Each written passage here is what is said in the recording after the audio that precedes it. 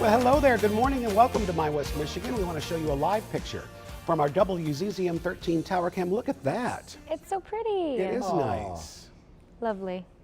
Very nice.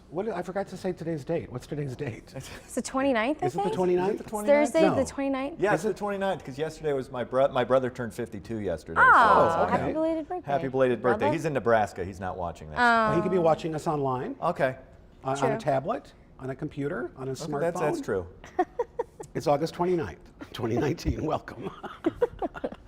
All right, so here's the big story. This is the big deal. Forecasters are warning that this Hurricane Dorian is gaining strength and will probably grow into a dangerous storm as it heads towards the northern Bahamas and Florida's east coast. This storm did pretty limited damage to Puerto Rico and the Virgin Islands.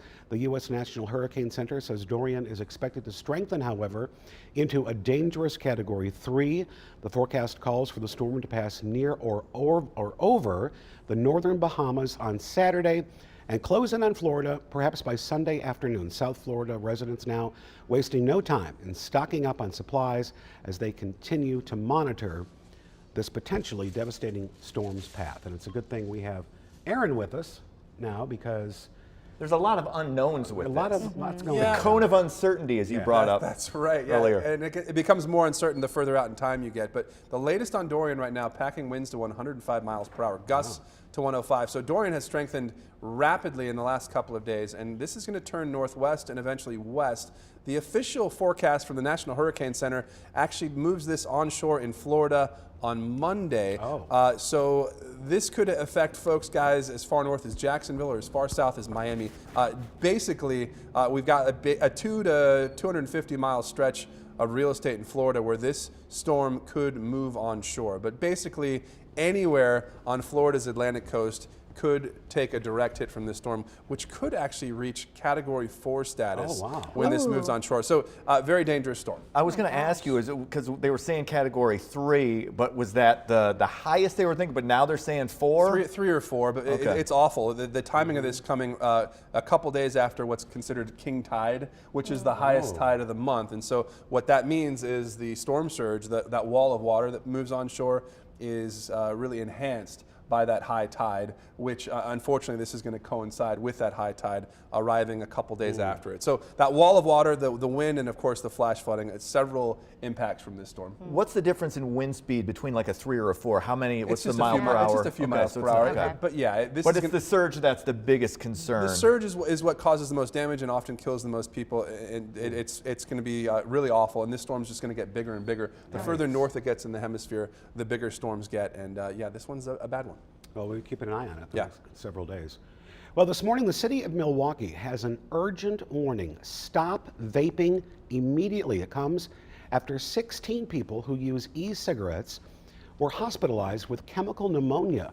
These patients range from teens to people in their 30s. The CDC is currently investigating nearly 200 cases of severe pulmonary illnesses that have been linked to vaping in 22 states. The Milwaukee Health Department says what exactly is sending people to the hospital is still unknown. And store managers actually are criticizing the alert, saying the city stopped short of an all-out ban without providing an exact cause for the issues. Doctors say they are potential culprits. It's not just vaping products and e-cigarettes, but also marijuana oils.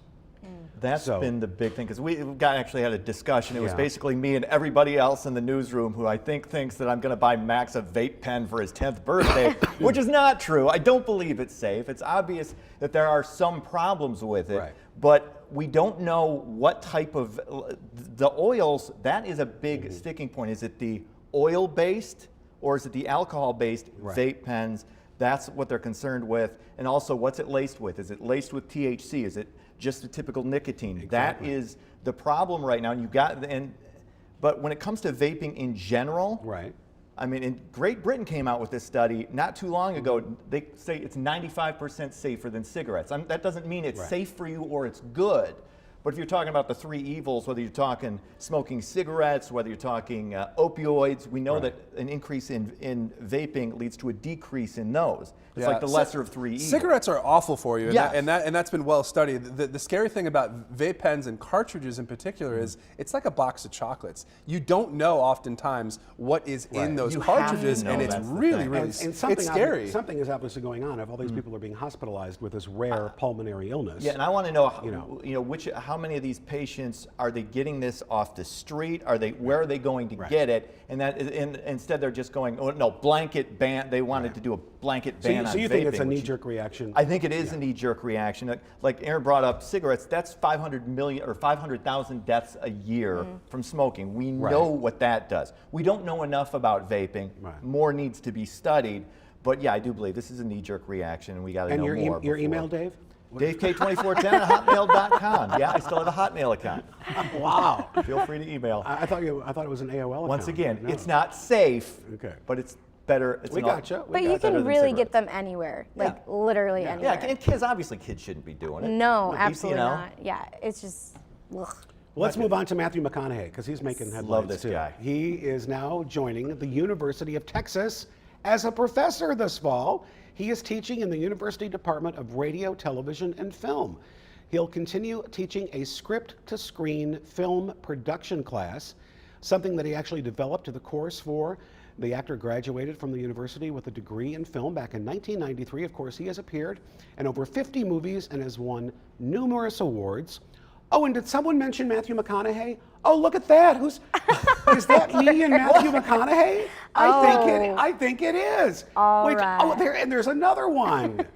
Where was this? How It looks like it's how did premiere. that photo of me and Matthew McConaughey end up on our show? I wonder. Shameless. Well, Shameless, Kirk. you've got this whole secret thing. I know. None of us know anything Who about. are you? That was Matthew Kirk? McConaughey. Did he play the bongos for you? Or Matt and I. That was Matt and I. You know what's really crazy is that picture is almost 20 years old. That was 2005. It's amazing. What? His hair's even thicker now. I know. And mine, not so much. He was promoting that movie Sahara, driving across the country in like a camper, and this was 2005. Because I couldn't remember, but on his T-shirt it has the date. Yeah. And it says 2005. Wow. And this was when I was working as the entertainment reporter in Denver. Dave Cackley has several passions. I don't know if you knew this. One of them's traffic. The other one is celebrities and their hair. And their hair. Dave, do you have any outrageous theories about Matthew McConaughey's hair? It's not outrageous. Matthew McConaughey has one of the greatest transplants in the history of Hollywood. Yeah, better he's- than Affleck's. Yes. At least as good as Tom Brady's. Absolutely. It's Look, amazing. Look for that podcast. It's called The Bald Truth. The right, bald Dave? truth coming eventually at some point. Yeah. Who knows? Yeah, he was an awesome guy. It was a great time. Seems very cool. I'd love to have attended a class he taught. And he- And run your fingers through and his hair. run my fingers. Well, the crazy thing Is that too coming is out? he would drive through the country and camp out at these campgrounds, just him in a camper. He actually has a lot of lectures like on YouTube. He's spoken Yeah. at several colleges. He's fantastic. No, at he's a that. great He and guy. Denzel Washington, two great people Yeah. to Very catch, grounded. do speeches. Anyway, I'm not sure how that photo ended up on our show. Yeah, I don't- Oh my gosh. Amazing.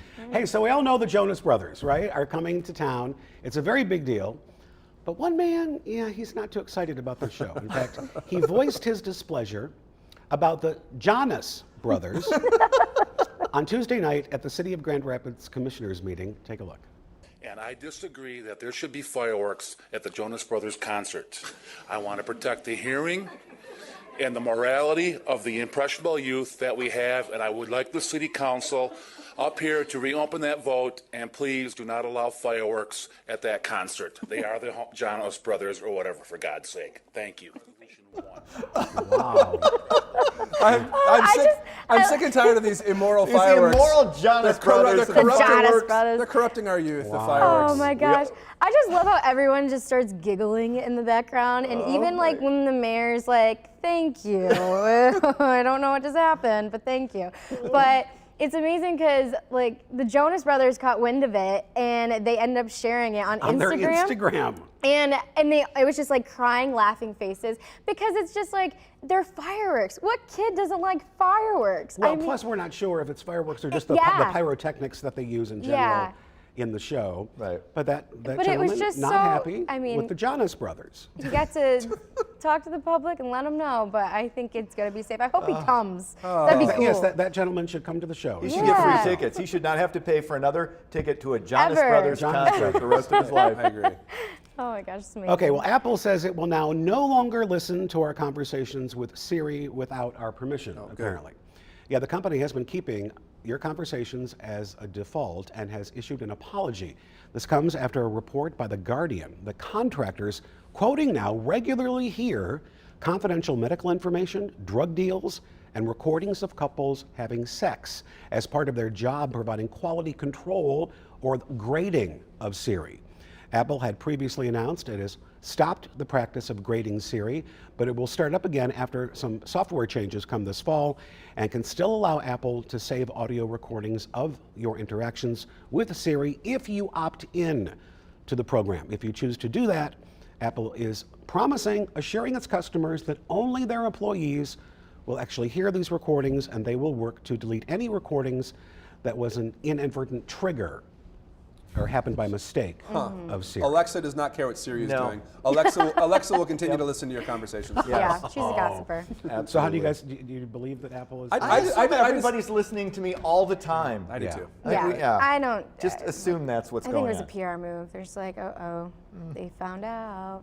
All right, well, another company that has taken heat for their policy in privacy is Facebook. And as we get closer to the 2020 election, the social media company says it's tightening its rules when it comes to political advertising. The changes include a verification process that will require anyone posting ads pertaining to elections, politics, or big social issues to confirm their identity and prove they are in the United States. The poster's identity will then be listed as part of the paid for by disclaimers, but the new rules will not apply to everyone. For groups that do not have a tax ID code to verify their legitimacy, Facebook will accept a U.S. address, phone number, business email, and website.